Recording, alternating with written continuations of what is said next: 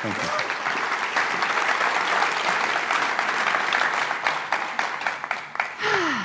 Good morning, I'm Alanda. Samantha and I are clinical psychologists, and we're here to talk about change because that's what people come to us for. Sometimes to deal with difficult changes that are happening to them. Often, though, people come to see us to change somebody for them. Wouldn't that be a great trick? Anyone out there would like to be changed? Anyone want to be changed? Ah, how about you? Yeah. The only trick is that Alanda and I get to choose what gets changed about you. Still keen? No? Okay, thanks for your time. Did you notice yourself balk at that? Change. It's not often something we like to be done to us, but we're often more than willing to do it to other people. So another thing I'd like to ask is, have you ever done that? Have you ever tried to change your family and friends? Sam and I certainly have on numerous occasions. And I guess it's not something that you really want to shout out to the world. It feels kind of cringy to admit it. But given that it's often our first response to interpersonal angst, I'm betting that a lot of people here would have given it a shot. Mm-hmm. Maybe when you've tried to change your family and friends, you've used some tactics, all for their own good, naturally. Maybe they went something like this. Alanda, you're always wearing spotty red dresses. So? Well, thought you just might like try something else for a change. No, I like my spotty red dresses, and so does my friend Robin. She said so the other day. Yeah, but a change doesn't hurt, you know. Actually, I do feel hurt. What's wrong with my red spotty dresses? Well, they're just a bit meh. Samantha, how I dress is part of who I am. I'm sorry if my outfits don't live up to your expectations. Oh, you're always so defensive. Just calm down. Don't worry about it. It's just a dress. Well, fine, I'll change then. Are you happy now? You can see from this small example of trying to change someone that neither one of us is happy, and we're already starting to damage the relationship. We also know that these kind of subtle change strategies are at one end of a scale, which at the other end has things like physical and emotional abuse. If I had to name the most common reason that people collapse in misery onto my therapy couch, I'd have to say it's people rejecting bits of other people and then wanting them changed, preferably immediately. They say that's not how that person should dress, should speak, should act, should be. And so they get their hands on the person and they start trying to shape and mould them. And even if they meant really well, the next thing that happens is a whole heap of misery. So Sam, why do we all keep doing it? I don't know. Maybe it's the way we try and avoid our own uncomfortable emotions. Think about it. When your partner or your friend needs to change in some way from your perspective and they don't, doesn't that bring up some discomfort for you?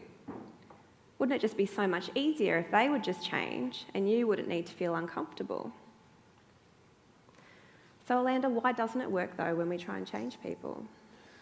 Well, I suppose because, in common with the rest of the world, you and I hate being told what to do. Yeah. Drive slower, eat more vegetables, hang your damn towel up. When someone stands over me in that way, I feel myself hardening inside and resisting. I feel myself wanting to defend myself and my behaviour, even if it was really good advice. I mean, really, we all know what to do. You know, eat less food if you want to be slimmer, meditate if you're stressed. And the point is, we don't do it. So it's obviously not more information or logic or reason that we need. It's something else. Yeah. The other thing for me is when we're telling someone they need to change something, aren't we also giving them that subtle message that they're not good enough? That there's something about them that's not quite right. Sort of seeing them as a maths problem in need of solving. I know for myself, when I feel like I'm being seen in that way, it feels really off and I just want to shut down in the relationship. I guess if we can't force other people to change, then what do we do? Samantha and I believe it's nothing more and nothing less than a beautiful act called acceptance. The most powerful relationships I have are with the people who accept me, despite knowing all about my bad bits. They see those bits as part of the rich tapestry of me. They accept me now, not at some distant point in the future after I've changed something or other, like a spotty dress. People often think that acceptance means liking or condoning someone's behaviour, but it doesn't. It really just means seeing that clearly for how it is, and then you get to choose. You can change the way that you engage with that person, or you can choose to leave the situation.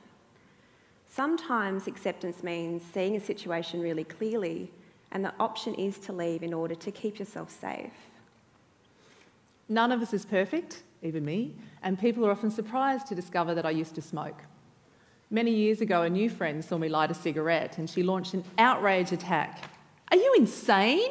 Don't you know that smoking is going to kill you? You're going to die of a heart attack." Naturally, I immediately jumped to my feet, stubbed out my cigarette and never smoked again. Hardly. Did I thank her for her caring yet unsolicited advice?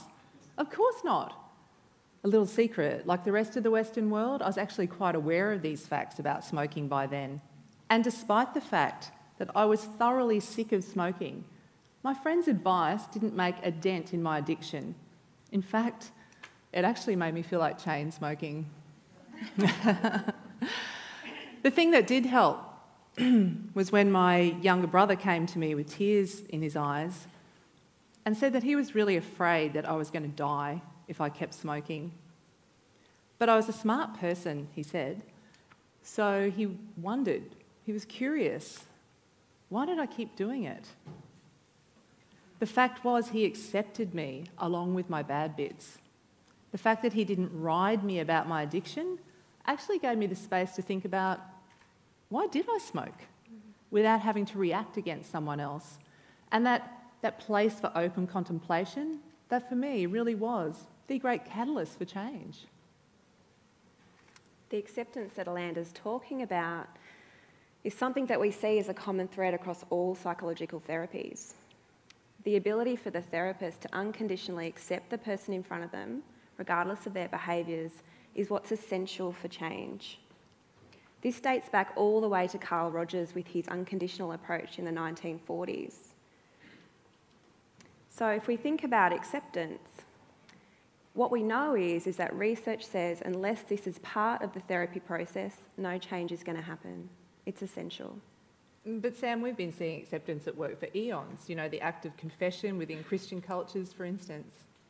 Yeah, that's true. Maybe acceptance is at the heart of all helping relationships. What about for you guys out there? The relationships that meant a lot to you, did they possess these qualities? Openness, curiosity, trust. My favourite psychologist, Kelly Wilson, talks about seeing somebody as if they were a sunset. So that means appreciating them, good bits and all. This is in contrast to seeing somebody as a maths problem. And I wonder what it would be like for you guys in your relationships. What would it be like to see your child as a sunset or your partner as a sunset? Would it change the way you engage with them? My favourite psychotherapist, Irvin Yalom, chants as his mantra, it's the relationship that heals. It's the relationship that heals. I wonder if that rings a bell for anyone here. Has that ever operated in your life? Was it the advice or was it the embracing of you that helped you to shift or change? That really resonates with me. One of the things I learnt early on in my career in drug and alcohol was that people are the experts of their own experience. When I started that job, I was 21. What the hell did I know about helping people overcome their substance and drugs and alcohol abuse? What I didn't do in that time that I worked there was tell people what they should do, boss them into it or play the psychologist. What was really necessary was accepting people for where they were at. That led to change. And so before you pick up on the theme of acceptance and think, great, I've got a new strategy, a new magic trick that will, change the irritating people in my life forever, note this. Unfortunately, acceptance comes with a glitch. You can't accept in order to change others. So Samantha, how do we drag the world kicking and screaming a little bit closer to acceptance. Oh no, not putting up with dotty dresses. Yes, I think we have to start with ourselves, sorry. So how do we accept?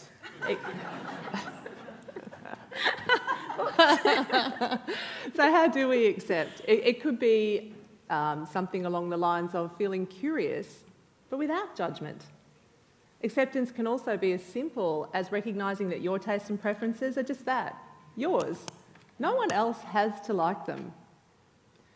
Are dotty dresses, good or evil? They're inherently neither. And the same with music, the same music that makes you dance, someone else might find abysmal. And this same principle continues on to our political leanings, sexual preferences and religious beliefs. Acceptance means that we can all be different and yet be equal. So on a final note, we'd just like you all to take a moment to contemplate a world with a little bit more acceptance. Imagine acceptance in the schoolyard. Would bullying fade out? Would more acceptance in relationships start to challenge the ever-growing divorce statistics? And would you hold your partner's hand just that little bit more? And what about the world as a whole? Would things such as homophobia and racism all become things of the past? The great thing about this future is that it can start with you.